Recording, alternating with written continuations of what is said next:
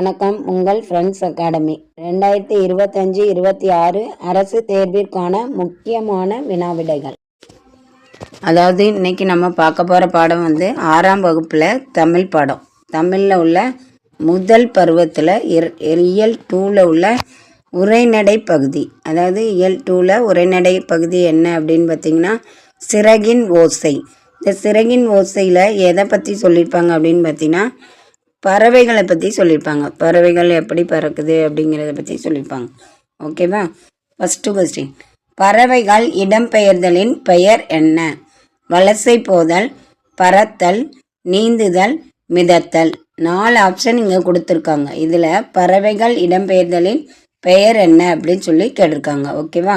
அப்போ option A வலசை போதல். பறவைகள் இடம்பெயர்தலை பற்றி என்ன சொல்லியிருக்காங்க?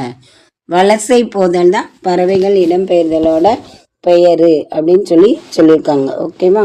பறவைகள் இடம்பெயர்தலின் பெயர் ஆப்ஷன் ஏ வலசை போதல் அப்படின்னு சொல்லி ஆன்சர் கொடுத்துருக்காங்க இங்கே.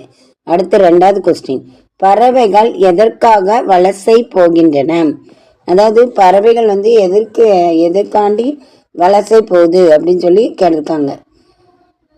உணவு, இருப்பிடம், காலநிலை, இனப்பெருக்கம். ஏ மற்றும் பி இந்த ரெண்டையுமே என்ன சேர்த்து சொல்லியிருக்காங்க. அடுத்து 4வது ஆப்ஷன் ஓரிடத்தில் தங்குதல் அப்படின்னு சொல்லியிருக்காங்க. பறவைகள் எதுக்காண்டி வலசை போகும்? உணவை தேடி, இருப்பிடத்தை தேடி, அடுத்து காலநிலை, இனப்பெருக்கம். இந்த 4மே அதுக்கு மாற்றம் ஏற்படுத்தக்கூடியதாக இருக்குன்னு வலசை போகுது. அப்போ ஆன்சர் ஏ மற்றும் பி. ஓகேவா? அடுத்து 3வது கொஸ்டின், பறவைகள் எதன் அடிப்படையில்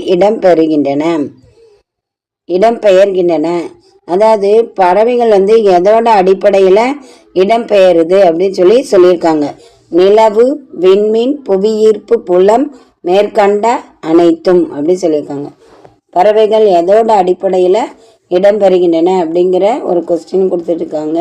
அதில் நிலவு, விண்மீன், புவியீர்ப்பு புலம், மேற்கண்ட அனைத்தும் அப்படிங்கிற ஒரு 4 ஆப்ஷன் கொடுத்துருக்காங்க.